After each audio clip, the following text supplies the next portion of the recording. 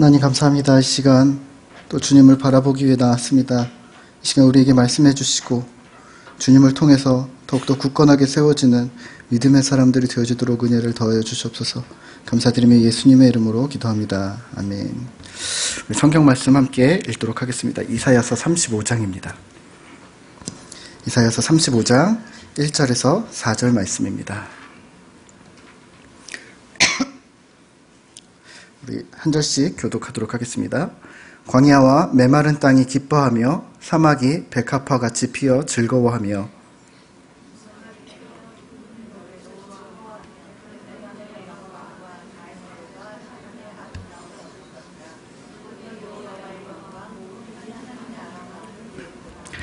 너희는 약한 손을 강하게 하며 떨리는 무릎을 굳게 하며 이르기를 굳세어라 두려워하지 말라 보라 너희 하나님이 오사 보복하시며 갚아주실 것이라 하나님이 오사 너희를 구하시리라 하라.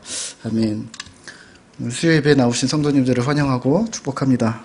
이렇게 고백할까요? 주님의 은혜를 기대합니다. 네, 이렇게 고백할까요? 네. 오늘도 주님께서 우리에게 은혜 내려주실 줄 믿습니다. 지난주에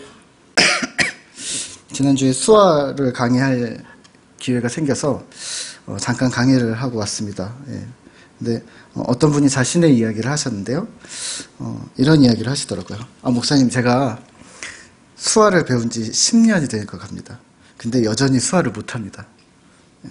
그러다가 올해 우연히 수화통역사 시험 1차 시험에 합격하게 됐는데 이제 2차 실기를 준비해야 되는데 지금 너무 마음이 힘듭니다. 이런 얘기를 하시는 거예요. 그래서 물어봤어요. 뭐가 힘드신데요? 그랬더니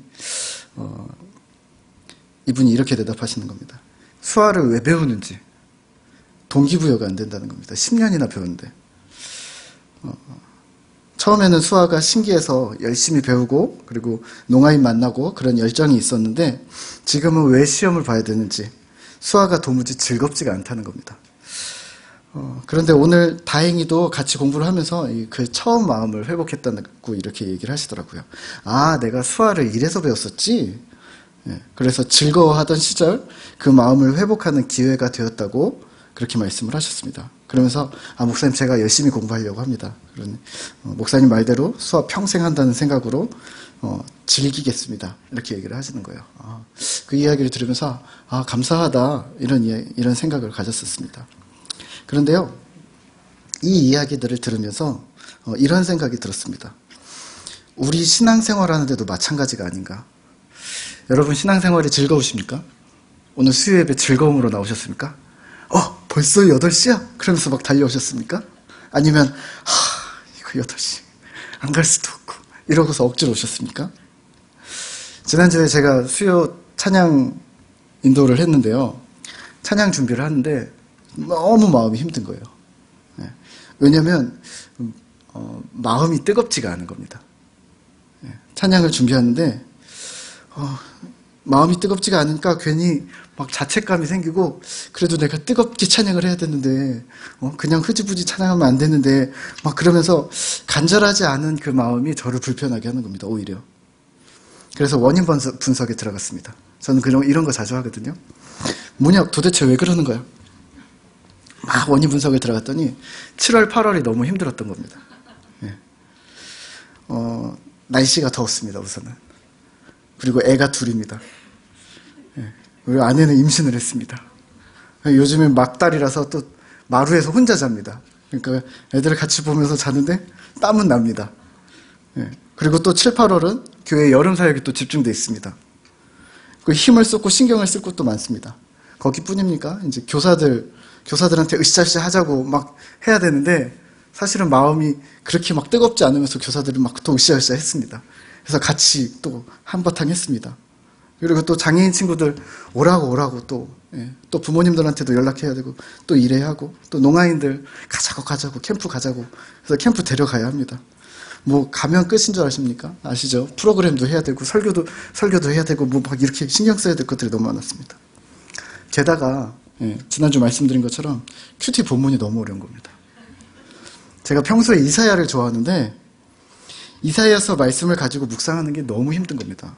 왜냐하면 저주가 너무 많은 거예요. 그냥 이렇게 쭉 읽어야 되는 이 성경을 이사야서는 그렇게 읽어야 되는데 이거를 하나씩 분해하면서 큐티를 하자니 도대체 저주를 이렇게 심하게 어떻게 하겠다라는 거야. 그리고 그러시죠? 성경을 읽으시면서 이미지를 떠올리시잖아요? 이미지를 떠올리는데 막 죽이고 빼고 막 이런 내용들이 계속 나오니까 마음이 너무 힘든 겁니다. 축복과 회복의 말씀보다는 저주의 말씀이 거의 3분의 2? 아니 더 될지도 모르겠습니다. 근데 이거를 읽으면서 마음으로 처리를 해낼 수가 없는 겁니다. 나를 저주하는 게 아닌 것 같으면서도 내가 저주의 범위에 안 들어갈 것 같지 않은 그런 불안감. 예. 자꾸 그 성경을 읽다 보니까 마음이 자꾸 상하는 거예요. 예. 만약에 제가 옛날에 노가다 아르바이트를 좀 뛴 적이 있었는데 어떤 아저씨랑 둘이서 어디 공사장에 뽑혀갔습니다. 근데 이 아저씨가 하루 종일 욕을 하는 겁니다. 어떤 놈, 저런 놈, 이런 놈, 숫자 놈, 무슨 동물 놈, 막 이러면서 계속 욕을 하는데 저는 그냥 열심히 일을 하면 되지. 괜찮다고 생각을 했는데 점심을 먹고 1시간, 2시간, 3시간 지났는데 그 욕을 어떻게 변하지가 않지. 막 별의별 욕을 다 하는데 그날 아저씨 그만 좀 해라. 이런 마음이 드는 겁니다. 성경 오늘 마찬가지입니다. 저주가 계속 나오는데 그만 좀 하지. 많이 먹은 것 같은데 계속 나오는 겁니다. 이 마음이 자꾸 상하는 겁니다. 여러분들은 괜찮으셨습니까? 9월, 10월 또 이사야입니다. 괜찮으실 것 같습니까? 그래서 오늘 35장을 골랐습니다. 말씀을 통한 공급이 원활하지가 않았던 겁니다. 왜냐하면 저주의 말씀을 읽고 내가 회복이 안 되는 겁니다. 회복이 되어야 되는데. 매일 묵상하는 큐티도 중요하다는 거죠. 그런데 지지난 주일에 찬양 예배를 드리면서 쉐키나가 찬양하면서 다시 하나님 앞에 간절함을 달라는 그런 마음으로 기도하는 마음으로 찬양이 임했습니다. 그리고 하나님께서 은혜를 부어주셨습니다. 은혜로다 주와 함께함이 그것이 은혜로다. 마음이 뜨거워지는 것을 느꼈습니다. 그리고 마음이 순식간에 회복되는 것을 느꼈습니다. 그렇지, 주님과 함께하는 것이 은혜지. 주님 감사합니다. 무슨 말 하시는지 아시죠? 순식간의 회복입니다. 조금씩 회복이 아니라 순식간입니다. 사실 우리는 이렇게 생각합니다. 피곤하면 쉬어야 된다. 근데 쉬었는데 더 피곤해요. 더 힘들어요, 쉬었는데. 쉬는 것이 해결책이 아닐 수도 있겠다. 여기 지금 동의하지 않는 분들이 있을 것 같은데요. 에이, 목사님, 쉬면 재충전할 수 있고 그러면 그 다음 또 사역을 할 수 있지 않겠습니까? 라고 말하실 거예요. 저도 그렇게 생각했습니다.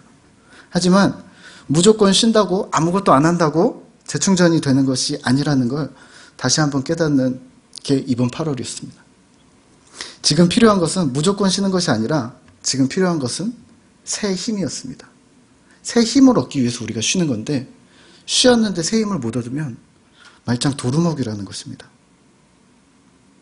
육체적으로 쉰다고 해도 새 힘을 얻어내지 못하면 그 쉼은 쉼이 아닙니다.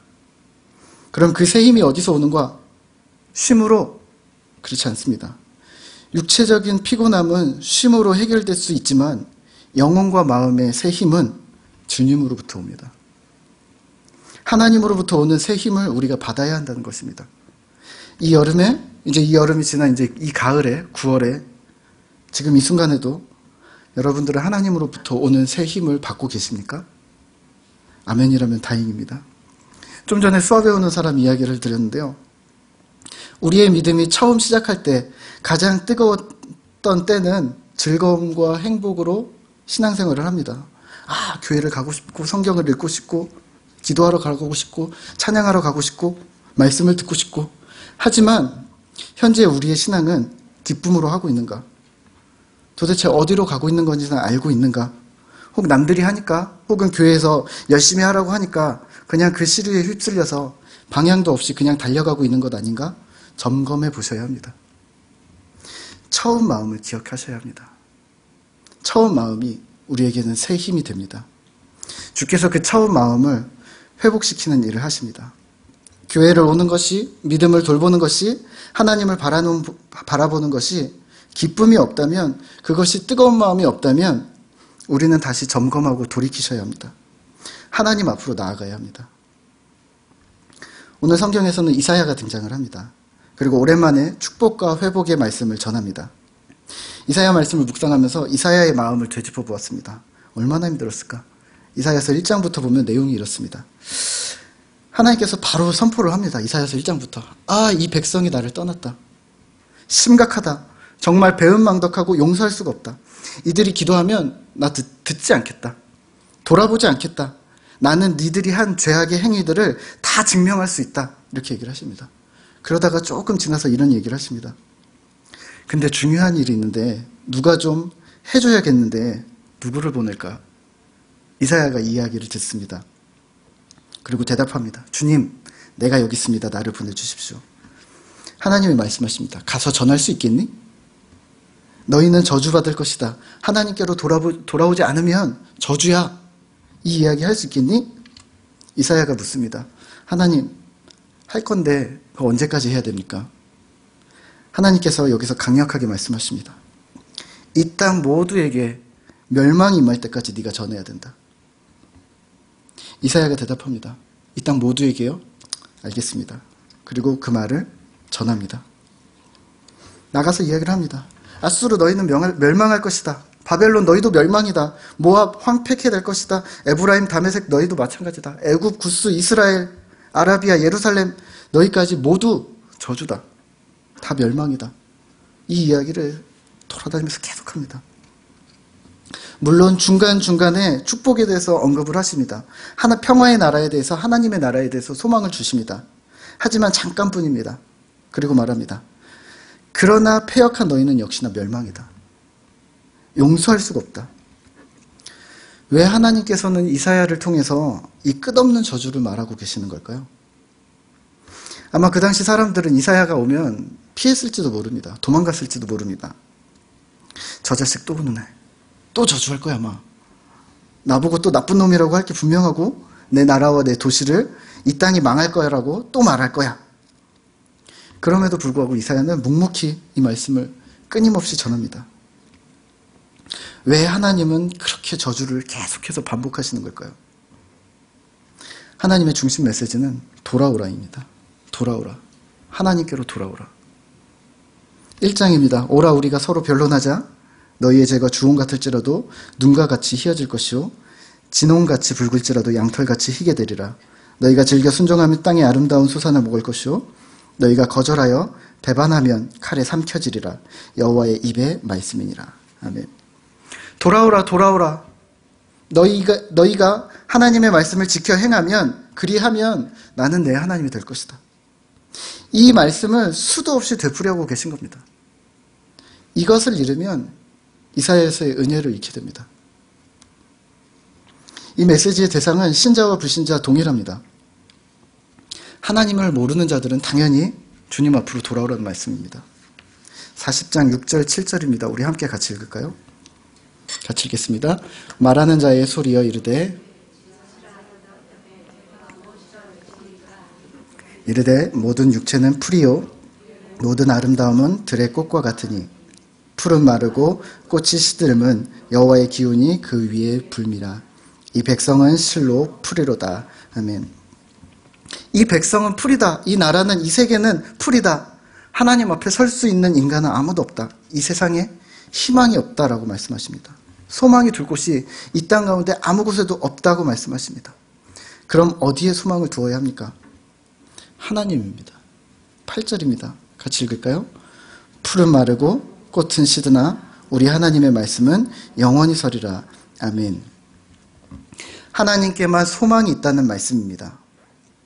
지금 혹시 이 자리에 아직 하나님을 모르는 분이 계시다면 우리의 소망이 하나님 한 분뿐임을 기억하시기 바랍니다. 동시에 기존 신자들에게도 하나님은 명히 명하십니다. 너희도 저주다. 왜?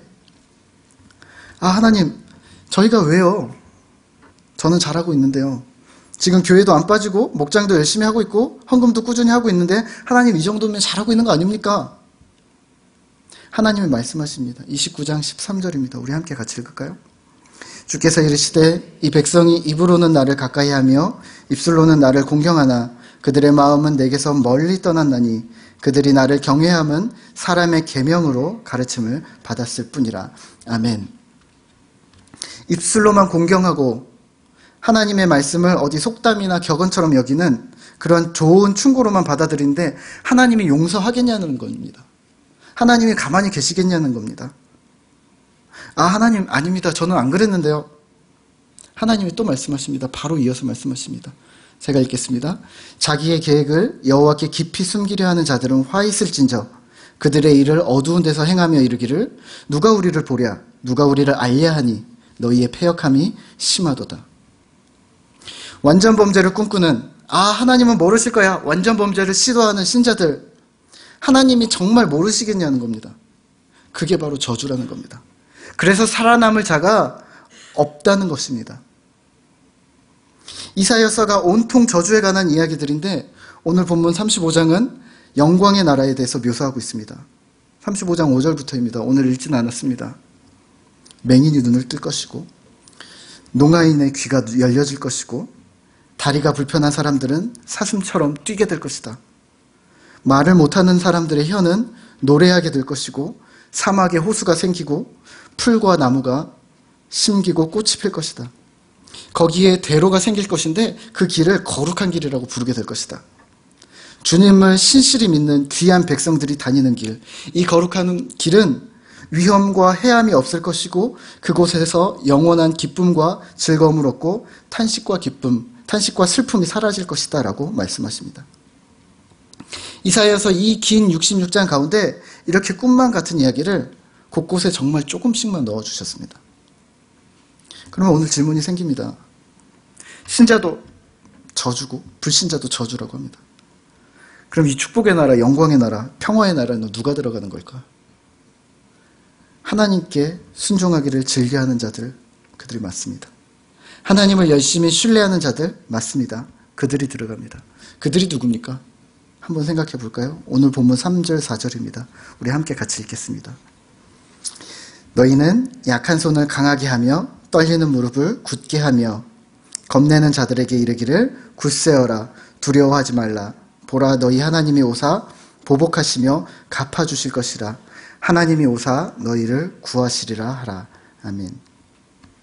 3절을 읽으면서 약한 손, 떨리는 무릎이 누굽니까? 내 손이 아닙니다. 내 약한 손이 아닙니다. 내 무릎이 아닙니다. 떨리는 내 무릎이 아닙니다. 겁내는 자들과 같이 다른 사람들을 이야기하고 있습니다.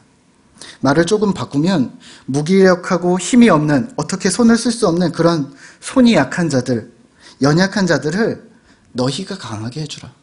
이 이야기를 하고 있습니다. 너희가 두려움에 사로잡힌, 그래서 비틀거리면서 서 있을 수 없는 그런 연약한 자들의 그 떨고 있는 무릎을 굳세게 해주어라. 굳게 해주어라. 겁내는 자들에게 이르기를 굳세라. 두려워하지 말고 하나님을 바라보라. 그렇게 말하라고 명령하십니다. 이러한 사람들을 보고 신자가 해야 할 일은, 우리가 해야 할 일은 마음을 강하게 해주고 난관을 헤쳐갈 수 있도록 힘을 주는 일입니다. 사실 이 당시의 상황은 매우 좋지 않았습니다. 외적으로는 아수르라는 강력한 적이 유다의 여러 견고한 성들을 점령해서 예루살렘으로 차츰 가까워지는 그런 상황이었습니다. 전쟁이 일어났다는 거죠. 내적으로는 부패한 정치로 인해서 사회 정의가 사라져버린 그런 암울한 상황이었습니다. 이런 상황에서 이사야가 전하는 저주의 메시지, 축복의 메시지는, 저주의 메시지는 사람들을 더욱 괴롭게 만드는 겁니다. 힘들어 죽겠는데 또 저주를 하는 겁니다. 더 괴롭습니다. 축복의 메시지는 꿈만 같은 말도 안 되는 소리를 하고 있는 겁니다. 그게 되겠어? 얼토당토하는 일이라고 여겼던 일들입니다. 마치 지금의 우리 한국과 같다는 생각을 했습니다. 외적으로는 북한과 대치 상황, 중국과 미국 사이에서 끼인 눈치 보는 나라, 내적으로는 소망을 가질 수 없게 만드는 정치와 수많은 사건, 사고들, 이런 백성들과 오늘날의 우리를 향해서 하나님께서는 두 가지 이중적인 메시지를 주십니다. 첫 번째는 이것입니다. 나는 하나님이다. 너희는 회복될 것이다. 세워질 것이다. 환경이, 상황이 중요하지 않다. 하나님을 바라보라. 하나님에게 해답이 있다는 메시지입니다. 전쟁이 나게 생겼는데 공공기관들의 신뢰가 바닥으로 떨어지고 있는데 잔인한 범죄들이 판을 치는데 하나님을 바라보라고요? 무슨 소리입니까? 이 나라와 이 백성에게 하지만 하나님께서는 동일한 선포를 합니다. 내가 하나님이야. 너희는 회복될 것이야. 하나님을 바라봐. 또 하나는 사명자들에게 주시는 메시지입니다. 너희는, 그 메시지를 받고 있는 너희는 떨고 있는 무릎, 약한 손, 두려워하는 자들에게 가라. 가서 너희가 스스로 하나님의 표징이라고 말하라. 하나님의 표징이라고 보여주라. 그들이 너희를 보고 안심하게 될 것이다. 우리를 보며, 사명자들을 보며, 당신을 보며, 오늘 여기 계신 성도님들을 보며, 이 두려워하는 자들이, 이 시대의 연약한 자들이, 소망 없는 이 세상 사람들이 이렇게 생각하게 되는 겁니다. 아, 하나님이 회복시키실 것이구나. 하나님이 적군을 보복하실 것이고 갚아주실 것이고 우리를 구원해 주실 것이구나. 그렇구나. 하나님을 바라봐야 되는구나. 우리를 보며 말입니다. 질문하겠습니다. 여러분은 어떤 사람입니까? 어떤 메시지를 지금 받으셨습니까? 스스로 나는 약한 사람입니다. 떨고 있는 사람입니다. 세상 사람들과 같은 연약한 자입니다. 그렇다면 하나님의 격려와 소망을 받으시기 바랍니다. 주님께서 당신을 이 시간, 이 시대에 회복시키실 것입니다. 강하고 굳건하게 만들 것이고 우리의 원수들의 행위를 기억하실 것이고 계산하시고 갚아주실 것입니다. 그 큰 하나님 편에 온전히 붙어 계십시오. 한 번 더 질문하겠습니다. 여러분들은 어떤 사람입니까? 어떤 메시지를 지금 받고 계십니까? 이사야와 같은 사명자들이십니까? 그러면 움직이셔야 합니다.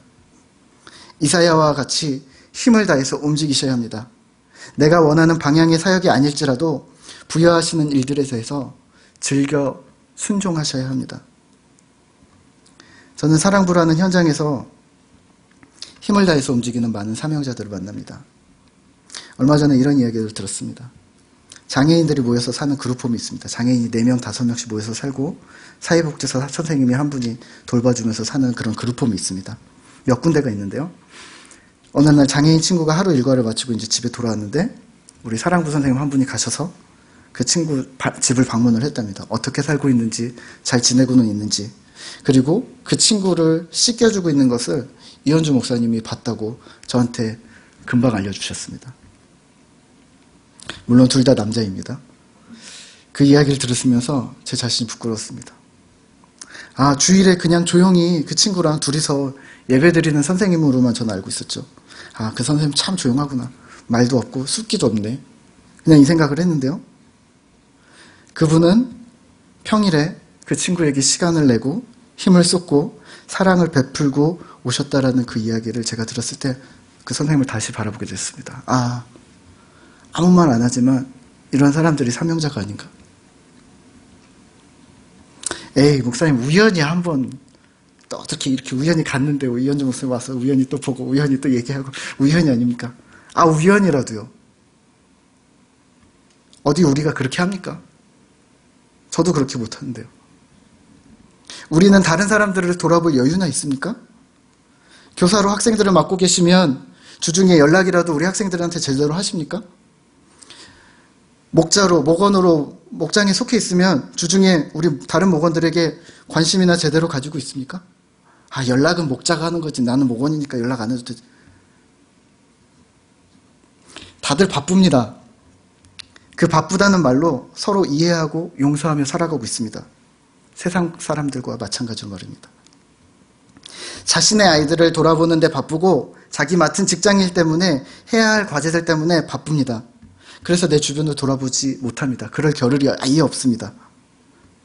우리 모두 똑같이 그렇습니다. 하지만 세상 한가운데 이런 사명자들이 있는 것입니다. 내 자식도 아닌데 시간을 내어주는 겁니다. 우리 가족도 아닌데 내 시간과 내 재정을 드리는 겁니다. 내 피부치도 아닌데 사랑을 베풀고 마음을 나누기 시작하는 겁니다. 올해 여름에 사랑부 캠프에 이승환 목사님이 따라오셨습니다. 그래서 한 명의 장애인 친구로 맡겼습니다. 3일 동안 이 친구랑 제가 이승환 목사님 거들떠보지도 않았습니다. 3일 동안 둘이서 북치고 장구치고 막 하는데 밥을 먹고 씻고 데리고 가고 자고 함께 하고 막 하는데 제가 전혀 터치하지 않았습니다. 둘이서만 시간을 오붓하게 가지라고. 힘들 것 같죠?